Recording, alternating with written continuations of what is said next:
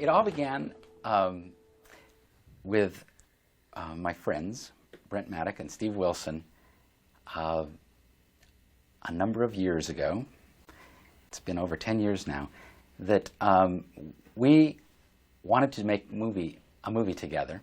We had been making educational films together, and Steve had this wacky idea that he called Land Shark. The very original idea for Tremors, the fragment that kicked it all off, I came up with a number of years ago when I was working for the Navy. I was editing films for the Navy, but I was doing this out in the middle of the desert in California, where they have a base where they test things.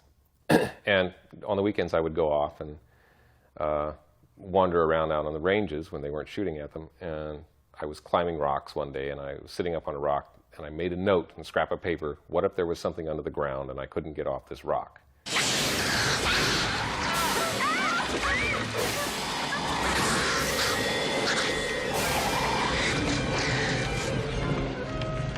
And that note just sat in a file folder then for a number of years. And later, Brent and I sold Short Circuit, and our agent, Nancy Roberts, sat us down and said, okay, now, get all those old ideas out of your file folders. And we got a number of them out, and she picked about 3 of them to really pursue and develop, and one of them was what we then started calling Land Sharks. After that time, actually, Saturday Night Live started doing the character Land Shark, so we dispensed with that title, that working title.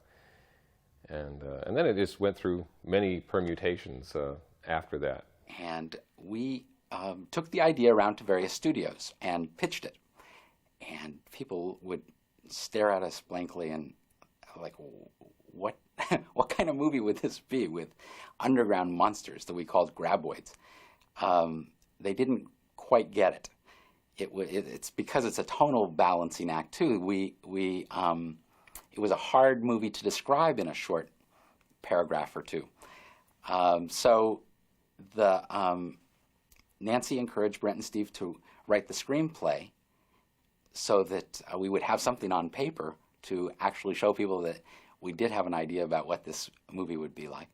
And Nancy took it to Gail Ann Hurd, who executive produced the movie, and she responded to the material immediately, and she came out of low-budget filmmaking as we all did, so she really understood that we knew how to make this kind of movie.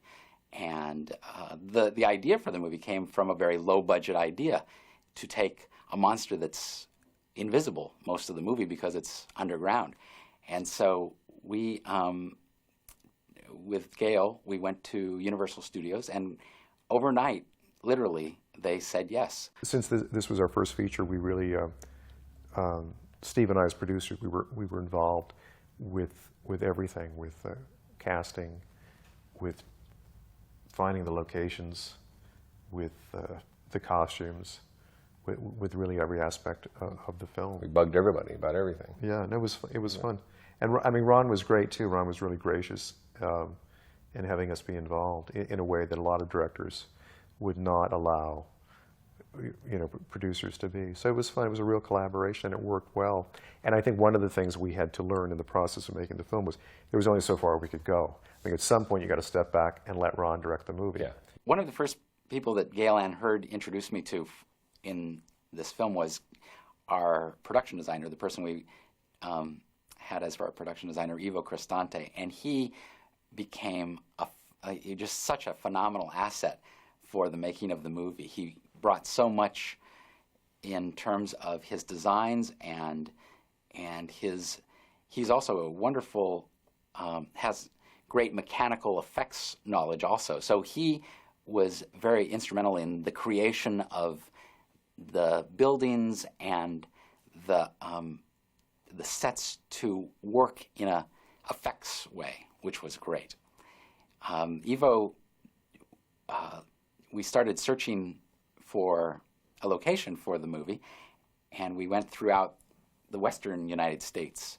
And it was very difficult finding the location, the right location for this movie, because we needed a valley, a desert floor that was surrounded by mountains, that had a cliff down to a lower plane at one end of the valley. And that was a hard group of variables to find in a movie-friendly place, somewhere that would be close enough to hotels and all the things you need to make a movie.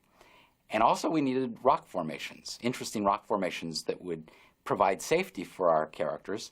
We found a location south of Lone Pine, about 30 miles south of Lone Pine. And it turned out great. Ivo Cristante, our production designer, went in there with typical enthusiasm and built this whole town and made it look old.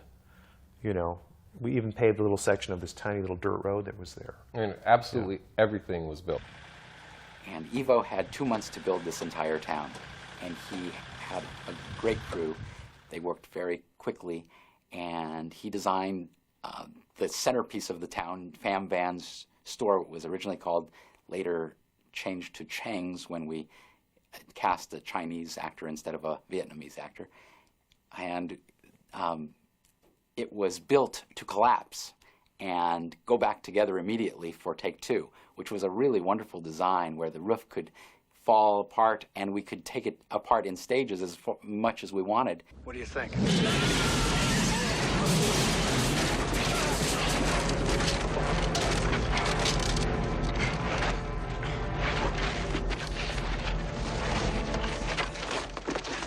Ground's getting closer, Earl. Yeah. I say we go with Miguel's plan. It was really ingenious and simple. As most of the effects in this movie were kind of simple. The movie was made with bulldozer technology, and we tried to make everything as sort of simple and foolproof as possible. However, most of the effects didn't work the first time, as with most effects movies.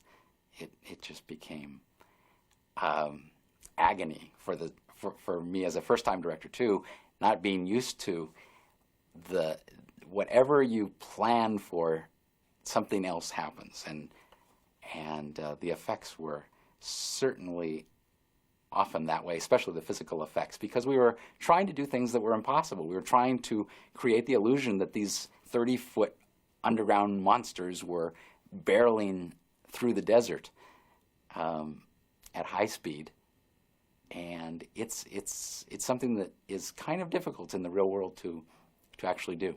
When we got out there to make Tremors, the three of us together, the experience was, it was amazing to find out the experience was the same. Making an $11 or $12 million feature was the same experience as making a $20,000 educational film.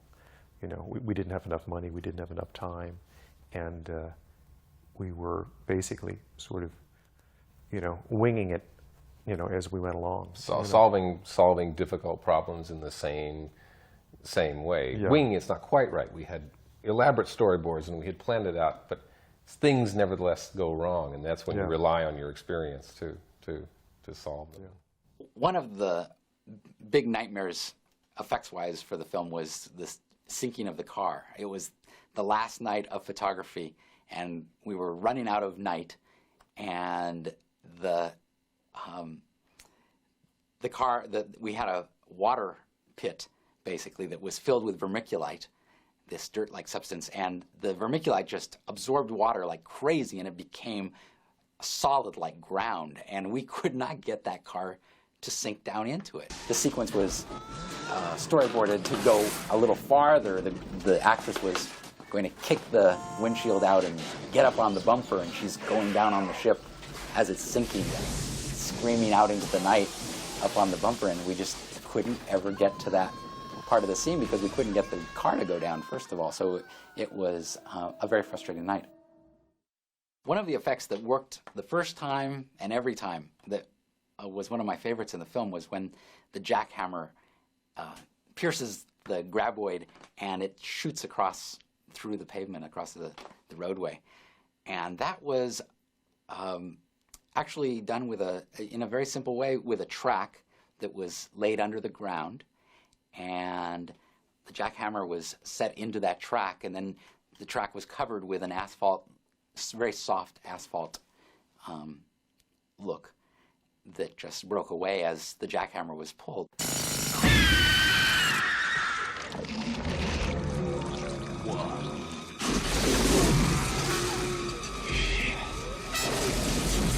Another one that actually worked, though, was the moving hump that went throughout the desert and was racing toward Kevin Bacon at the end of the film at the cliff. And that was a simple technique that was just a trough dug by a tractor out in the desert, and we put a boat buoy in the trough, covered the whole trough with a dirt mat, and then pulled it with a truck, pulled this buoy around, and it really gave the sense of the moving hump of this creature.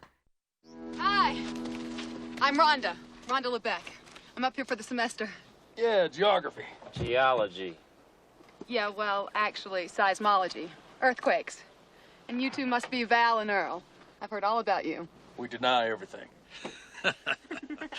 Kevin, I loved his work from the time of Animal House and Diner, and certainly Footloose.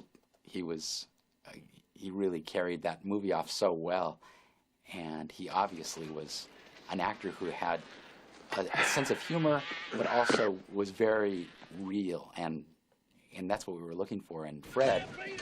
I loved him from The Right Stuff and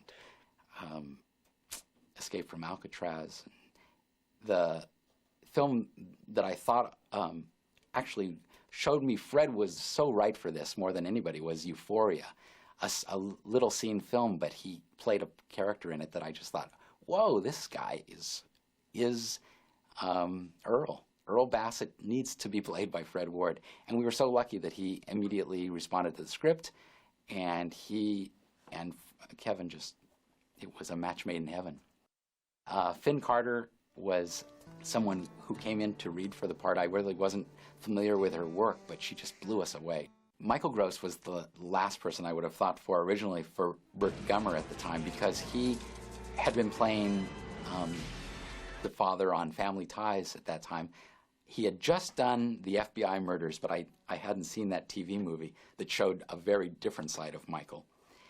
Very different from Tremors as well, but it showed that certainly this actor has a great range, and he came in to read for the part, which we were lucky to get someone of his caliber to come in and want to read for the part. And once again, I was so blown away by his performance, and he was jumping up on the couch, standing on the table in the room, and it was just wonderful. I believed this movie. I believed The Survivalist when I heard him read, and so there was no doubt he was the guy for the role. And Reba McEntire was someone who the executives at Universal, Jim Jackson, Casey Silver, said, there's this country singer, Reba McEntire, you probably know her, she wants to get into the movies. I thought, oh my God, that's the last thing I need as a non-actress for the movie, because this is my first movie and I really wanted good actors in all the parts.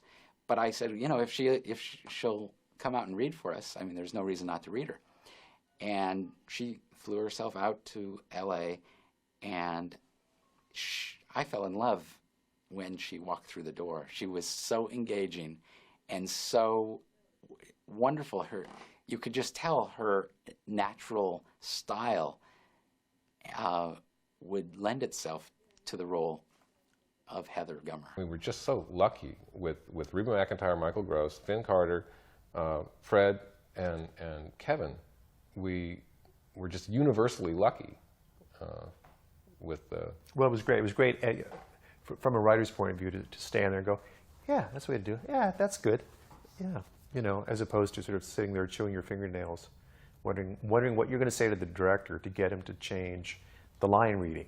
And it really wasn't necessary.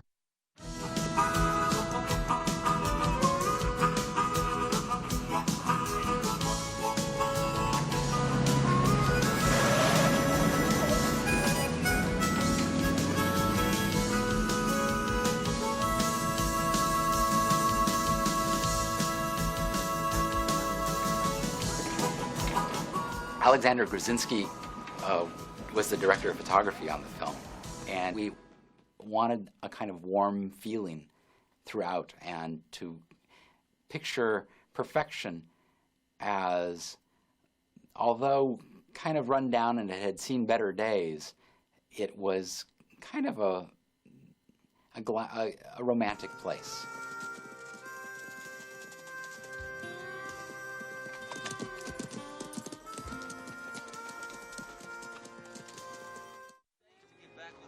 We really only have two interiors in the movie, the store and Bert and Heather's basement.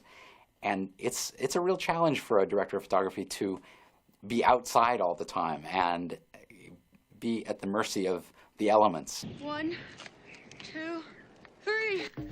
And my editor, Nick Brown, was always there to give encouragement, but also to say when something wasn't working well. He was always brutally honest, and I love that about Nick. He went on to cut City Slickers and Heart and Souls for me as well. An action sequence is really made in the cutting room out of many little pieces of both first unit and second unit photography.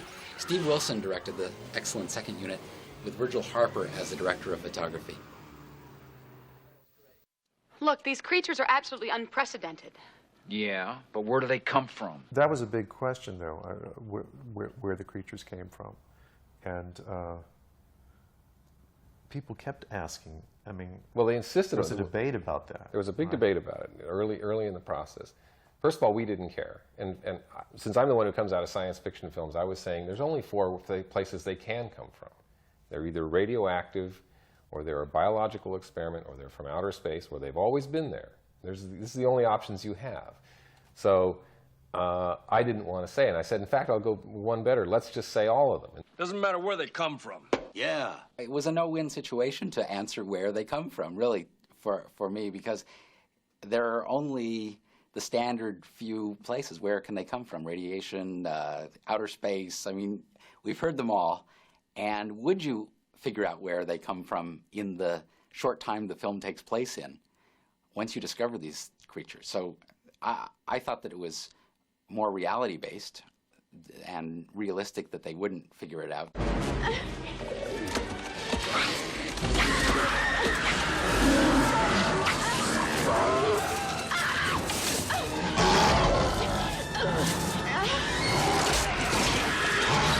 When we first got involved with Gail Ann Hurd, she had worked with these makeup effects guys who turned out to be brilliant and a godsend for the making of Tremors, Alec Gillis and Tom Woodruff.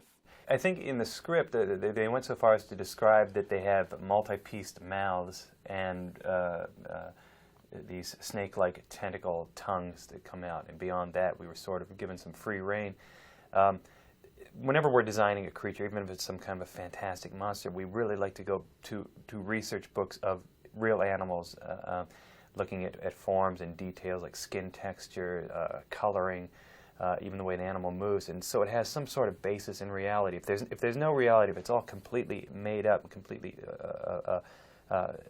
fantastic, there's sort of an unreal quality to it that's hard to get over.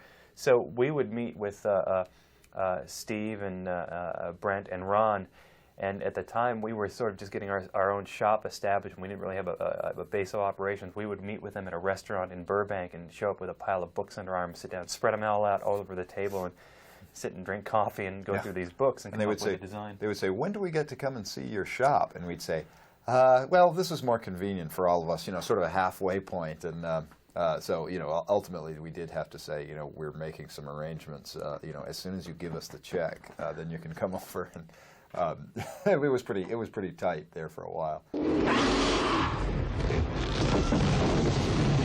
They needed to be able to move fast, and they needed to hunt by sound, and they needed to be big enough to eat a number of people, so you didn't think, well, gee, you ought to be full by now.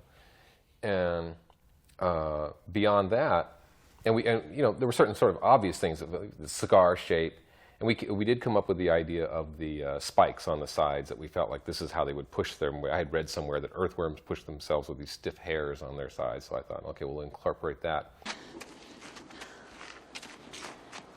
Yeah, it must push itself along with these.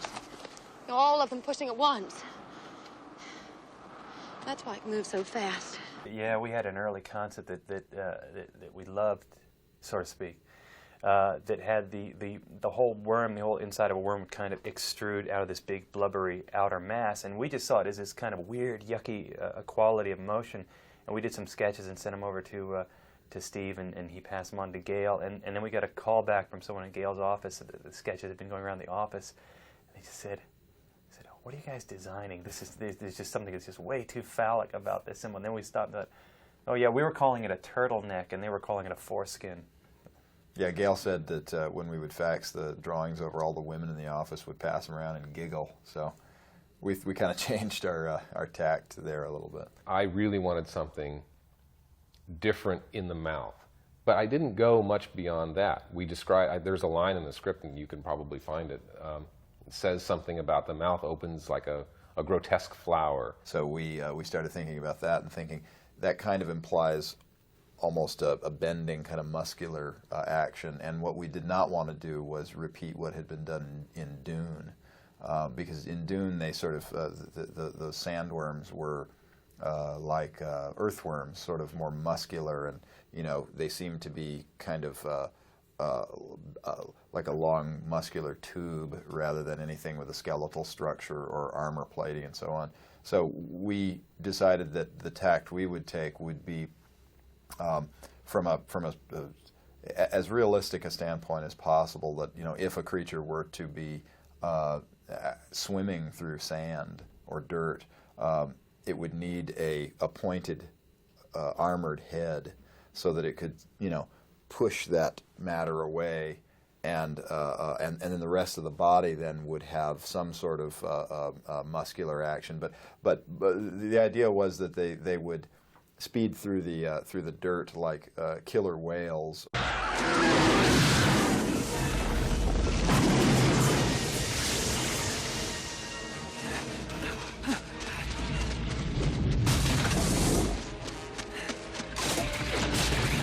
The whole idea was that for the first part of the movie, all we see are the tentacles that are coming out of the creature, and the idea there is that as the audience, we're misled into thinking, well, these are the creatures. They're only 6 or 8 feet long, and they're only about this big around, and maybe there's a way that you can deal with them. And it turns out that those are really much smaller tip of the iceberg. So that came about from the script. They weren't really described in any detail, and we did a whole series of different sketches. Some of them were very, very ornate looking, almost, again, following through with this flower motif. They had sort of an arrangement of little barbs around the outside that sort of looked like the petals of a flower with a very vicious mouth inside. And we looked at a lot, again, going back to real creatures as a basis. We used a lot of elements of, for example, a slug to give it that kind of a fleshy feel along both sides of the whole length of the tentacle.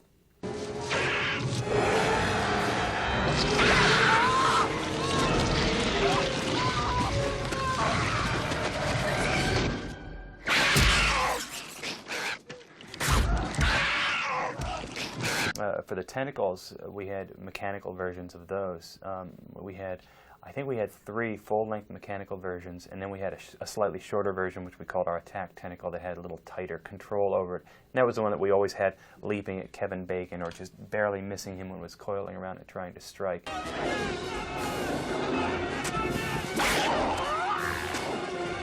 We had a whole array of different pieces. And the worm never really existed full scale, with the exception of the dead body of the creature that has crashed into the retaining wall when it's chasing Val and Earl across the desert. Hey, check this out! I found the ascent! Jesus, we really caught something here! And Brent Maddock, one of the writers, he's a real practical guy. We were describing all the pieces we would make and the mechanics that would be inside them, and he said, "Okay, that's good, but what about a hand puppet? Don't you think we should have a hand puppet?" And we sort of said, "Okay, we'll have a hand puppet," and we used that hand puppet more than we ever expected. Art Brewer was the special effects supervisor on the show, and he built a hydraulic rig that would bring our worm puppets up from underground. And the way we get a clean break is to have a big styrofoam sheet of textured ground material that it was easy to break through, and then there was a lot of loose dirt and big air cannons to kick up dirt and dust. And for one of the shots, because we wanted to have the creatures have a lot of life when they're bursting up, I went inside one of the creatures, that was basically suspended like a big cone shape on these heavy-duty springs, and I was underneath, and I had a little respirator mask on, and I had a walkie-talkie and a little flashlight, and basically was camping out under there.